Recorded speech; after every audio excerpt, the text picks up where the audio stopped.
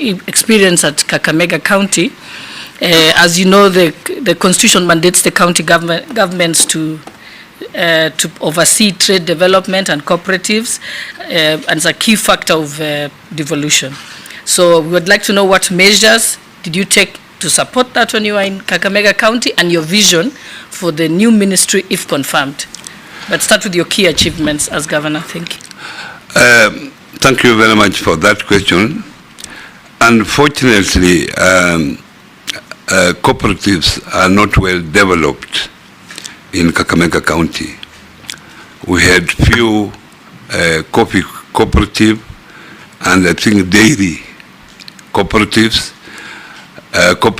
and then we had fish cooperative. And the coffee cooperative was not doing well. In fact, it had collapsed. And when I came in as a governor, I found only one staff who was working, who was then working under the Ministry of Agriculture. Only one staff who was in charge of cooperative. So obviously, cooperative being a very important vehicle for economic development, I had to beef up that particular unit. I assigned 2 people to that, to the staff, and made him director of cooperatives at that time. And then from there, I made a provision in the budget allocation in order to revive cooperatives in the county. And that time, I made a provision of 20 million so that I could support the 3 cooperatives that were there. And after a short time, because I found cooperatives were very important, I made that particular unit to be separate under a chief officer so that we had a proper focus to it. And as I left, there was actually a chief officer who was in charge of cooperatives. But my people had not embraced cooperatives. We could support them, then because of poor management, resources could be misused. So that's the problem that I encountered when in Kakamega County. Thank you. Majority Leader. Thank you, Honorable Speaker. CS Nominee, Honorable Oparanya, as part of the vetting process, we do write to EACC, and when the clerk wrote to EACC on your suitability amongst others who had been nominated to serve as cabinet secretaries, EACC had a reservation on your nomination as a cabinet secretary, and they said they had conducted investigations on allegations of corruption against you when you served as a governor of Kakamega County, on also conflict of interest, abuse of office, and money laundering. And they did recommend to the DPP that you be prosecuted for those offenses. They also aver that you went ahead and obtained conservatory orders from a Kakamega Constitution and Human Rights Court in petition E019 of 2023, and that matter is still pending in court. But they were able to get conservatory preservation orders against your assets, specifically some 28 million shillings, I believe, which was in some bank account.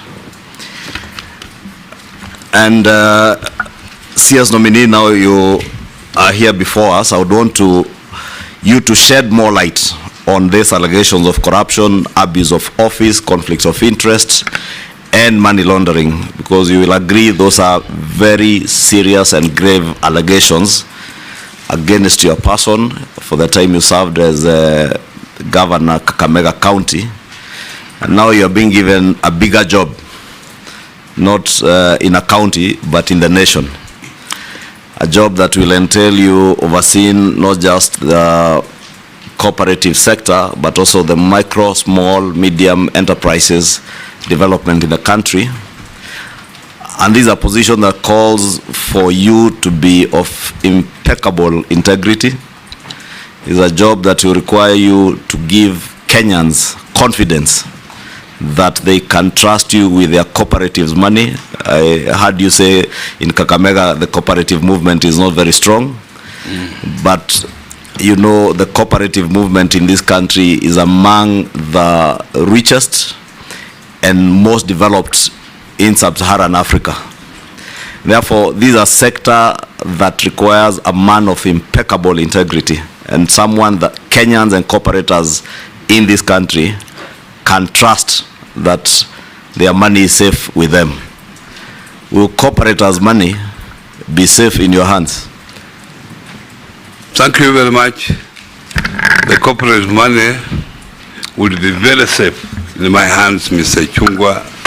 You answer this, nominee, but next time you wait for me to motion, because sometimes we'll take about 3 questions in a row. Oh, okay. But you answer this before we go to the others. Yeah, thank you very much. Mr. Speaker, Chairman, the facts are not true. Nobody, and I want to say in front of the cameras, nobody has come to me to write a statement. I don't know, this prosecution is one-sided. I've never been given a chance to say my story. In August 2023, you remember what was happening. I was very active in demonstrations that time, August 2023. When I was in those demonstrations, I was called by someone to be told, because I was in demonstration, the ESCC were looking for me. And I asked that person, what has the ESCC to do with the demonstrations? I have served diligently for 10 years. I've been a minister for 5 years. We have had audit reports. This audit report, there is no report that pointed on me as being a corrupt person. And if you remember, when I was Minister for Planning, the ministry was voted the best performing ministry. You can look at your records. When I was governor, everywhere they are saying where devolution is working is Kakamega County. If I'm lying, check your records. I worked for 10 years, nobody came to my office about any corrupt case until August 2023, when we were doing maandamano. And when they came to my house, it was even not about corruption. The first question they asked, what business do you do with Raila Odinga? I don't do any business with Raila Odinga. Raila Odinga is just my party leader. That is the only relationship I have with him. Secondly, I was asked, do you keep guns in this house? Obviously, why would I be keeping guns in my house? The third question I was asked, that where do you get money that you fund demonstrations? So what has those questions to do with corruption? So as I sit here, Honorable Chairman, nobody has come to take any statement from me. So I don't know what I'm being accused for, because I'm also just seeing it in the papers as you are seeing. So that is where I am, Mr. Chairman. But even before then, my my lawyer got possession of the documents when they went to court to freeze my money, and the money was not in the account. The money was with CPF, where I was buying a property. So when CPF were called by EACC to write a statement, they are the ones who alerted me that they were following the money that I had paid CPF, which had nothing to do with Kakamega County. This was money from my account and money from someone who was buying my house that I was selling. So that's how it was. And nobody has come out until when now the person who was buying my house withdrew and wanted me to refund his money. I didn't have the money to refund because it had been frozen. Chair. Sorry to interrupt. Yes, Majority Leader. To interrupt, Governor. Just to be clear, two things. First, who are these who came to the house? EACC or ordinary police? You wouldn't know them because they never introduced themselves. There were about 20.